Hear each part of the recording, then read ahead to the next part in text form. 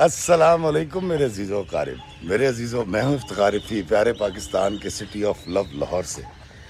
دوستو، آج کی کہانی سنانے سے پہلے میں آپ کے ایک سوال کا جواب دینا چاہتا ہوں۔ مجھ سے پوچھا جاتا ہے کہ کیا وجہ ہے کہ اتنے سارے لوگ آپ کو اپنی کہانیاں سناتے ہیں؟ تو اس کی ایک سیدھی سی وجہ یہ ہے کہ چونکہ میں انسانوں کی بات کرتا ہوں، محبت کی بات کرتا ہوں اور پیار بانٹنے کی، رواداری کی بات کرتا ہوں، تو ایک تو یہ وجہ ہے کہ لوگ پریفر کرتے ہیں کہ مجھ سے اپنے دل کی بات کریں۔ دوسری بات میں آپ کو بتاتا ہوں کہ ہوتا یوں ہے کہ میرے فیس بک پر بہت بڑی تعداد ہے جو مجھ سے محبت کرتی ہے، مجھ کم ترین سے، اور یوٹیوب کے اوپر بھی 7.5 لاکھ سے زیادہ لوگ ہیں۔ تو ایک تو وجہ یہ ہے کہ ایک چھوٹا سا نام ہے، تھوڑی سی عزت ہے، لوگ پیار کرتے ہیں اور وہ سمجھتے ہیں کہ یار افتخار بھائی سے اپنی چیز ڈسکس کی جائے۔ تو میرا تو یہی خیال ہے۔ دوسری بات یہ ہے کہ مجھے ایک صاحب نے بڑا زور دے کے کہا کہ کیا وجہ ہے جی کہ خواتین کی کہانیاں آپ سناتے ہیں، کیا صرف خواتین پہ ظلم ہوتا ہے، مردوں پہ نہیں ہوتا؟ پہلی بات تو میں نے آپ کو بتا دوں کہ میں نے 30% ہوں گی، لیکن میں نے مردوں پر ہونے والے ظلم جو بیوی کی طرف سے یا سسرال والوں کی طرف سے ہوتے ہیں وہ کہانیاں سنا رکھی ہیں۔ لیکن زیادہ خواتین کی کہانیاں سنانے کی ایک وجہ یہ بھی ہے کہ مرد ذرا ڈاڈا ہوتا ہے، طاقتور ہوتا ہے، دل کی بات کہہ نہیں سکتا، دل میں رکھ لیتا ہے اور برداشت کر جاتا ہے۔ اور میرا خیال ہے کہ شاید اعصابی طور پر عورت ٹوٹ جاتی ہوگی اور تھوڑی سی شاید کمزور واقع ہوئی ہوگی جو مجھے بتاتی ہیں۔ لیکن اس کے پیچھے ایک اور بات بھی یہ ہے کہ چونکہ خواتین زیادہ تکلیف کا شکار ہوتی ہیں، ظلم کا شکار ہوتی ہیں، تو شاید وہ اس لیے بھی ڈسکس کرتی ہیں۔ تیسری ایک اور بڑی ایک اہم بات مجھ سے ایک صاحب نے کل پوچھی۔ انہوں نے مجھے کہا کہ افتخار بھائی کیا وجہ ہے کہ یہ جو مرد یا عورتیں آپ کو کہانی سناتے ہیں وہ اپنے ماں باپ، اپنے بہن بھائی، اپنے دوستوں سے کیوں بات نہیں کرتے؟ تو بردر، زندگی میں ایسا وقت آ جاتا ہے کہ جہاں پر آپ اپنے ماں باپ کو صرف اس لیے نہیں بتاتے کہ یا تو فیصلہ آپ نے کیا ہوتا ہے، ماں باپ کہیں گے تو کیتا سی فیصلہ، یا دوسری وجہ یہ ہے کہ آپ اپنے ماں باپ کو اس بڑھاپے میں تکلیف میں مبتلا کرنا نہیں چاہتے، کسی ذہنی اذیت میں مبتلا نہیں کرنا چاہتے۔ دوسری بات یہ ہے کہ بیوی اگر مجھ سے بات کر رہی ہے تو شوہر سے تو وہ تکلیف ملی بھی ہے اس کو تو وہاں سے ازالہ نہیں ہوگا۔ ماں آپ کو بتائے گی تکلیف میں مبتلا ہوں گے، بھابھیوں اسے ذکر کرے گی تو ایک خدشہ ہوتا ہے بھابھی یا دوست یا نندوں سے بات ہوگی تو ہو سکتا ہے وہ کہیں اس بات کو پھیلا نہ دے۔ اور پھر مجھ سے تذکرہ کرنے کا مقصد شاید یہ ہے کہ میں ان کا کوئی نہیں لگتا، تو میں جانبداری کی بات نہیں کروں گا، غیر جانبداری کی بات کروں گا۔ اور تیسری سب سے بڑی وجہ یہ ہے کہ ان کا سیکرٹ رہتا ہے، کیونکہ میں جب بھی کوئی کہانی سناتا ہوں اس میں جو میں نے اینڈ پر آپ کو میسیج دینا ہوتا ہے نا، وہاں تک بات سچی ہوتی ہے۔ میں اس میں بہت سارے کردار بدل دیتا ہوں۔ مثال کے طور پہ اگر کسی کو طلاق ہوئی تھی تو میں کہتا ہوں جی وہ بیوہ تھی۔ اگر وہ قصور میں رہتی تھی میں کہوں گا جی فرانس میں رہتی تھی۔ اگر اس کی ایک بھابھی تھی، ایک بھائی تھا، تو میں کہوں گا جی اس کی ایک بہن تھی اور ایک بہنوئی تھا۔ اگر اس گھر میں بیماری، کسی کو ہارٹ اٹیک ہوا تھا، تو میں فالج کرا دیتا ہوں۔ تو میں ساری چیزیں، سرکمسٹانسز، کریکٹرز بہت زیادہ اس لیے بدلتا ہوں تاکہ جو کہانی میں آپ کو سنا رہا ہوں یا جو میں میسیج دینا چاہ رہا ہوں اس بہن کا یا اس بھائی کا، صرف وہی آپ تک پہنچے اور اس کا راز بھی رہ جائے۔ تو یہ وہ 3 سوالات تھے جس کے میں نے آپ کو جواب دینے تھے۔ مجھے نہیں پتا کہ کس حد تک لوگ اس کو مانیں گے، نہیں مانیں گے، لیکن میری گزارشات یہی تھی جو میں نے آپ کے حضور پیش کر دی۔ آج کی کہانی دوستو غربت سے نجات کی کہانی ہے۔ آج کی کہانی ایک ایسے خواب کی کہانی ہے جو ہم دیکھ لیتے ہیں اور پھر اس کی تکمیل کے لیے دوڑ پڑتے ہیں، یہ نہیں سوچتے کہ ہمیں کیا حاصل وصول ہوگا، لیکن بس ہم طے کر چکے ہیں تو ہم نے کرنا ہے۔ تو بہت سارے لوگ اپنی غربت مٹانے کے لیے یا ملک کے نظام سے انائڈ ہو کے یا اپنے رشتہ داروں کے ظلم و ستم کا شکار ہو کے یا کسی بھی وجہ سے فیصلہ کر لیتے ہیں کہ پاکستان چھوڑ دینا ہے، اور پھر وہ یہاں سے منہ اٹھا کر باہر چلے جاتے ہیں. ان کو کوئی کام آتا ہو نہ آتا ہو, یہ سوچتے بھی نہیں ہیں کہ باہر کے ممالک میں اگر پہنچ بھی جائیں گے تو کریں گے کیا. تو آج کی کہانی ایک ایسے شخص کی کہانی ہے جو بیچارہ 40 ابو ہو چکا ہے, ایک چوراہے پہ کھڑا ہوا ہے اور سوچ رہا ہے کہ میں کہاں جاؤں. اس کے پاس راستہ نہیں ہے. ذیشان اس کا نام ہے اور بہترین کھلاڑی کرکٹ کا. اس کا تعلق پاکستان سے, اور کالج میں بھی اس کا داخلہ, یونیورسٹی میں اس کا داخلہ کرکٹ کی وجہ سے ہوا تھا. بہترین کھلاڑی تھا. 90s کا تذکرہ ہے. اور ماں باپ بڑے پیار کرنے والے. ابا اس کے چھوٹے سے بزنس مین, اس کی ایک بہن, 2 بھائی اور ایک بڑا ہنستا بستا گھرانہ تھا. ذیشان کہتا ہے جی کہ میں یونیورسٹی میں پڑھ رہا تھا تو ایک دن پولیس آئی ہے میرے گھر اور میرے ابا سے کہا جی کہ ذیشان کہاں ہے. تو میرے بھائی نے مجھے بلایا, انہیں کہ میں پڑھ رہا تھا. کہتا اس وقت میرے ایگزامز ہونے والے تھے. تو میں گیٹ پہ آیا تو پولیس نے مجھے اریسٹ کر لیا. مجھے تھانے لے گئے. تھانے جا کے مجھے اور میرے ڈیڈی کو یہ پتہ چلا کہ جی میرا ایک دوست ہے جو محلے کا تھا, جس ہم محلے میں بیٹھتے ہیں, اس لڑکے نے کہیں کوئی ڈکیتی ماری تھی. اس ڈکیتی کے دوران جو لوگ پکڑے گئے اور ان کے جو موبائل پکڑے گئے, ان میں سے کہیں ذیشان کا نمبر نکل آیا تھا. تو اس کے گھر کا نمبر لینڈ لائن نمبر تھا, لیکن ذیشان کے نام سے سیو ہوا تھا. تو انہوں نے شبے میں پولیس والوں نے اس کو بھی لپیٹ دیا. دوستو, ہمارے یہاں بے حد بار یہ دیکھنے میں آیا ہے کہ کسی کا جرم نہیں ہوتا لیکن اس کو شامل کر لیا جاتا ہے, اور یہ ہمارے نظام کی خرابی ہے جس کو ہمیں انشاءاللہ بڑی جلدی دور بھی کرنا ہے. تو ذیشان کے ساتھ بھی یہ ہوا کہ اس ڈکیتی میں اس کے دوست کی وجہ سے اس کا نام ڈال دیا گیا. یہ اریسٹ ہو گیا. انہوں نے ضمانت اپلائی کی, ضمانت نہیں ہوئی. اس کے بعد یہ جوڈیشل کر دیا گیا. جوڈیشل کہتے ہیں کہ آپ کو جیل بھیج دیا جاتا ہے جب تک آپ کا مقدمہ چل رہا ہے, اس کا کوئی فیصلہ نہ ہو جائے. بڑی مشکل سے کچھ 6 یا 7 ماہ لگے اس کی ضمانت ہونے میں. کہتا ہے اس دوران میں جیل میں رہا اور پیشیوں پہ مجھے لایا جاتا تھا. کہتا ہے افتخار بھائی میں بڑا تکلیف میں چلا گیا اور میں نے طے کر لیا کہ میں نے پاکستان میں نہیں رہنا. کہتا ہے میں نے طے کر لیا کہ یہ ملک اب رہنے کے قابل نہیں ہے تو میں یہاں نہیں رہوں گا. اور میں روتا تھا کہ یار میرا قصور بھی نہیں ہے, مجھے پتہ بھی نہیں کیا ہوا ہے, تو مجھے سزا کیوں ملی. الٹیمیٹلی کہتا جی کہ میری ضمانت ہوئی اور 1.5 سال کہتا جی وہ مقدمہ چلا. کہتا 1.5 سال کے بعد سچ ثابت ہوا اور میں باعزت بری ہو گیا. لیکن میں نے برات کا اعلان کر دیا پاکستان سے بھی اور پاکستانیوں سے بھی اور اس نظام سے بھی.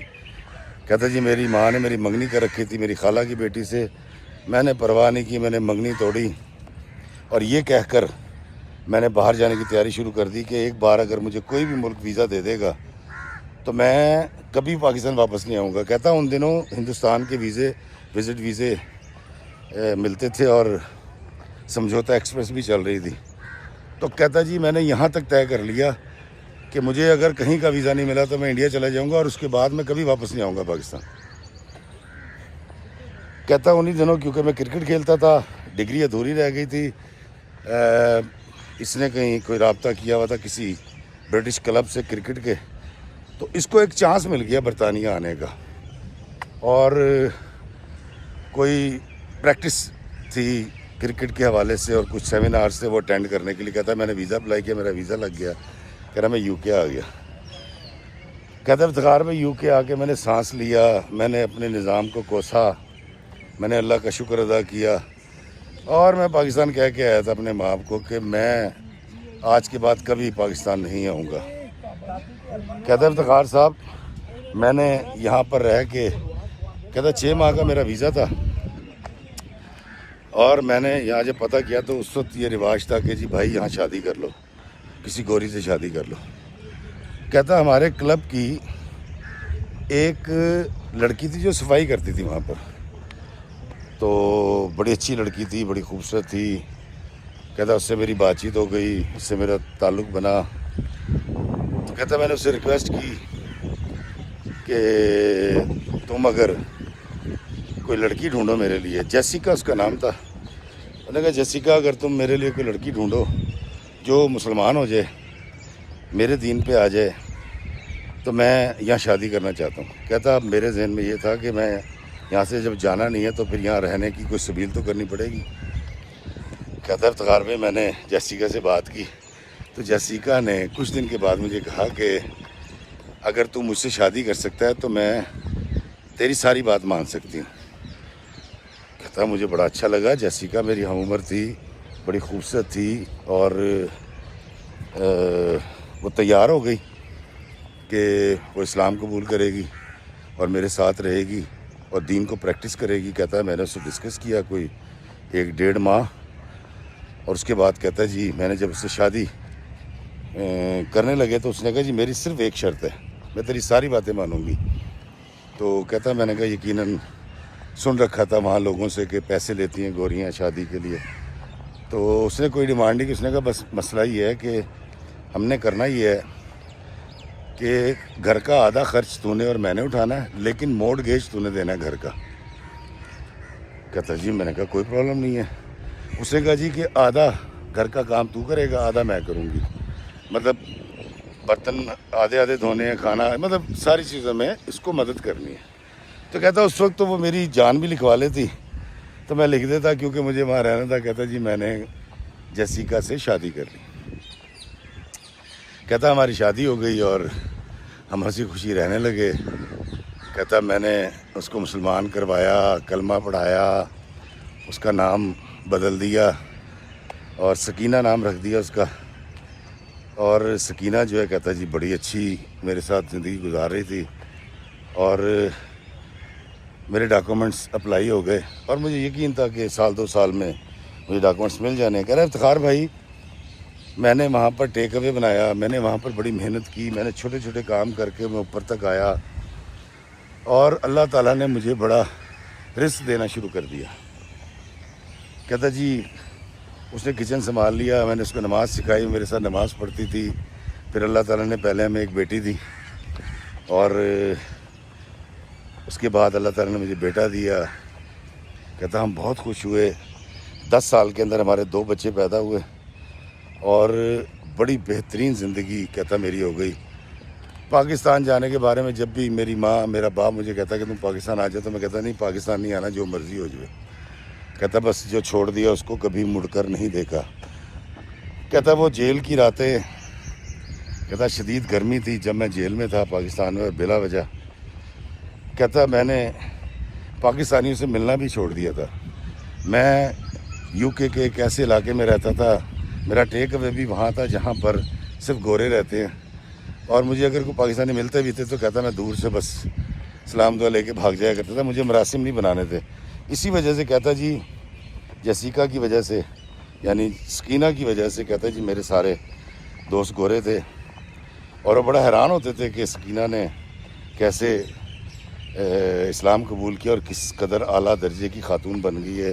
کہتا وہ خود سے سکارف کرنے لگی تھی اور نماز پڑھتی تھی, ہم روزے رکھتے تھے اور بڑا انجوائے کرتے تھے. کہتا سکینہ نے مجھے کئی بار کہا کہ تو پاکستان چل, بچوں کو لے کے چلتے ہیں, تو میں نے کہا نہیں پاکستان نہیں جانا. کہتا جب بچوں کی اسکول جانے کی باری آئی تو میں نے اپنی بیوی کو بٹھایا اور میں نے کہا اس طرح جو یہاں پر مدرسے ہیں میں وہاں اس کو بچے کو کرانا چاہتا ہوں. کہتا اس نے کہا بالکل ٹھیک ہے, تو جس طرح چاہتا ہے میں تیرے ساتھ کھڑی ہوں. کہتا ہے سکینہ اس قدر راحت پہنچانے والی بیوی, اس قدر اچھی نیچر کی, دھیمی نیچر کی, اور کہتا ہے افتخار بھائی میں بیان نہیں کر سکتا کہ میری بیوی نے میرے ذہن سے کانسیپٹ ہی بدل دیا.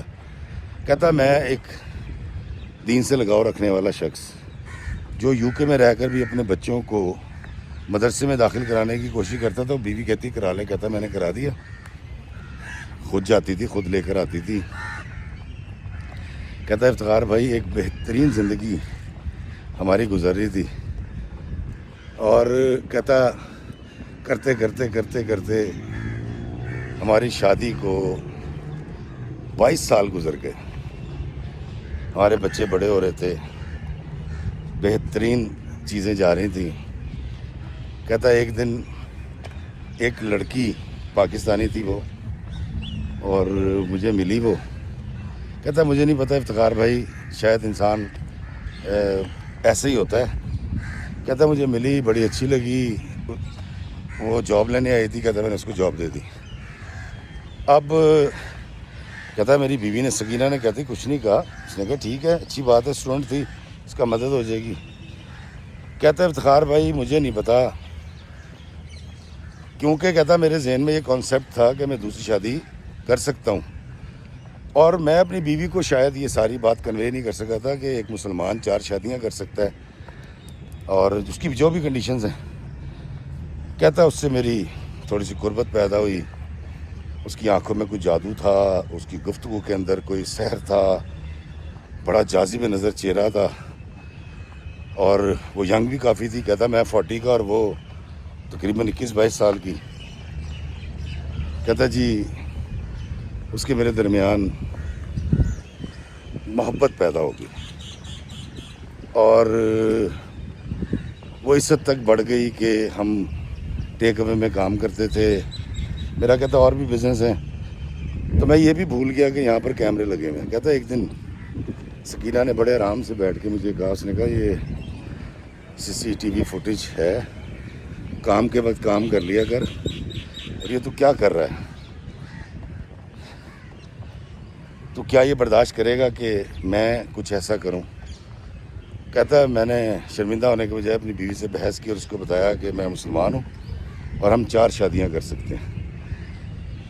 کہتا سکینہ تو کہاں سے چڑھے, کتھوں چڑھی تو کتھوں لتی ہوتا تھے, دماغ خراب ہو گیا, گھوم گیا تھا دماغ. کہتا اس نے مجھے جھگڑا کیا. میں نے کہا ہاں میں دوسری شادی کروں گا. کہتا میری بیوی کو انگریزی بھی آ گئی تھی, انگریزی تو آتی تھی, پنجابی بھی آ گئی تھی اور اردو بھی آ گئی تھی کافی حد تک. کہتے اس نے بڑا غصہ کیا, بڑی ناراض ہوئی.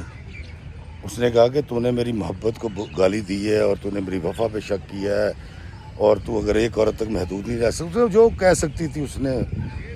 کہتا میرا خیال تھا یہ بڑبڑا کے چپ ہو گئی, ختم ہو گئی. کہتا نہیں جی, اگلے دن وہ پھر اکڑی ہوئی تھی, اور اس نے مجھ سے بات چیت چھوڑ دی.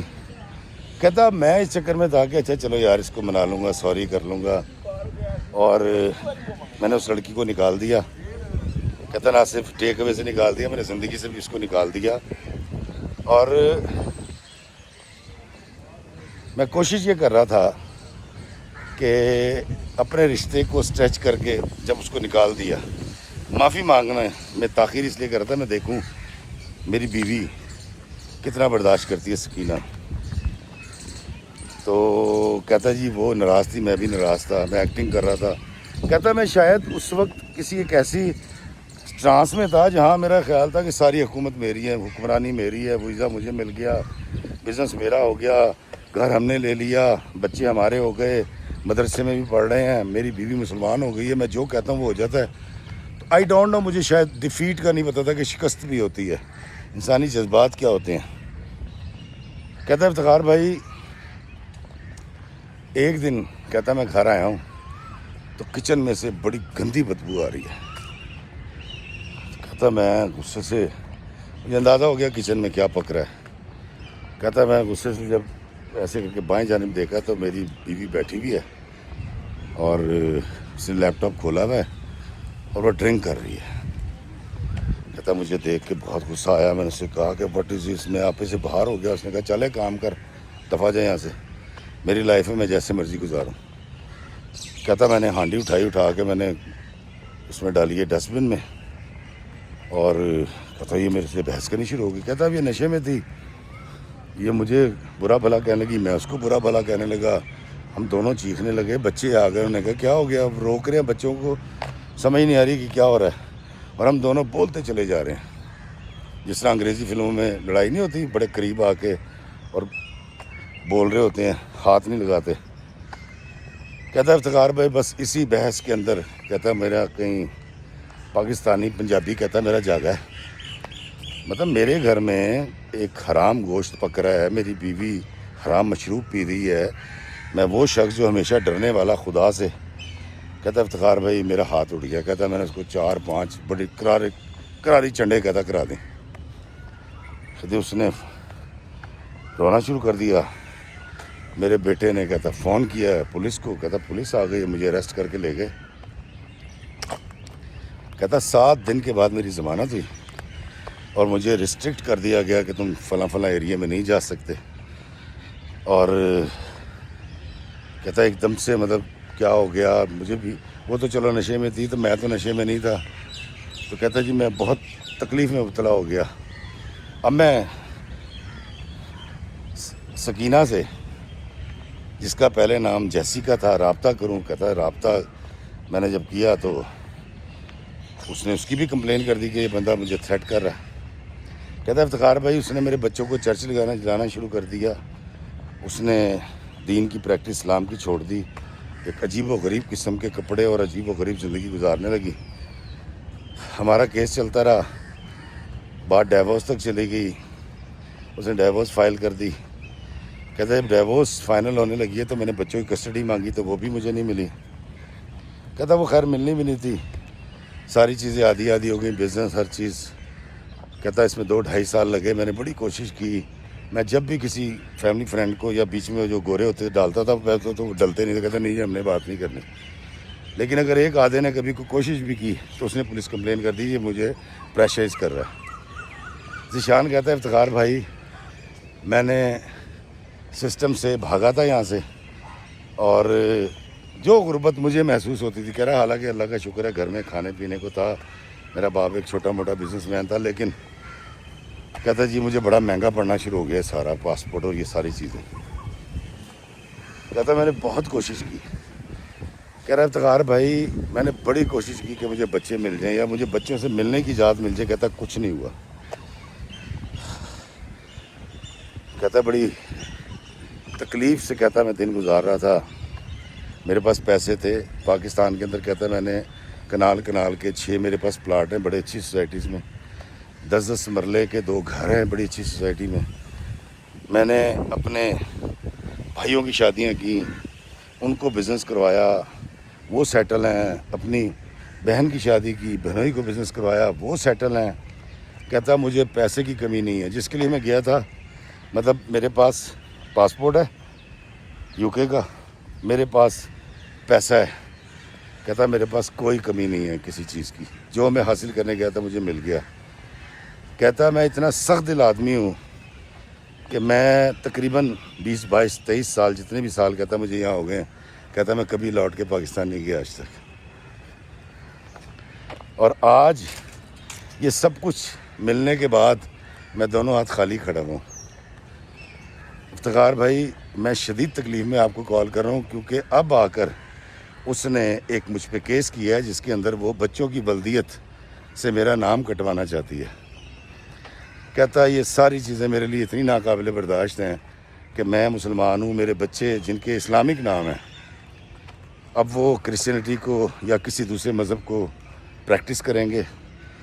میری بیوی جس نے مجھے ایک میری غلطی کی اتنی بڑی سزا دی ہے کہ اس نے میرا گھر ہی تباہ کر دیا۔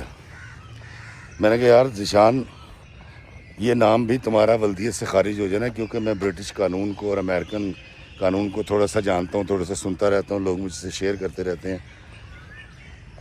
غلطی تم نے یہ کی کہ سب سے پہلے تمہیں لگا کہ تم جب پاکستان چھوڑ رہے ہو تو اس نظام سے بغاوت یا غربت سے نجات کے چکر میں بجائے یہاں رہ کر محنت کرنے کے بجائے تم نے وہاں کو پریفرنس دی۔ پاکستان میں کروڑوں لوگ رہتے ہیں، یہیں گاڑیاں خریدتے ہیں، یہیں کاروبار کرتے ہیں، یہیں بیٹیاں بیاہتے ہیں، کروڑوں اربوں روپیہ کماتے ہیں۔ یہ سارے اوورسیز کی بلڈنگیں، اوورسیز کے کاروبار تھوڑی ہیں پاکستان میں۔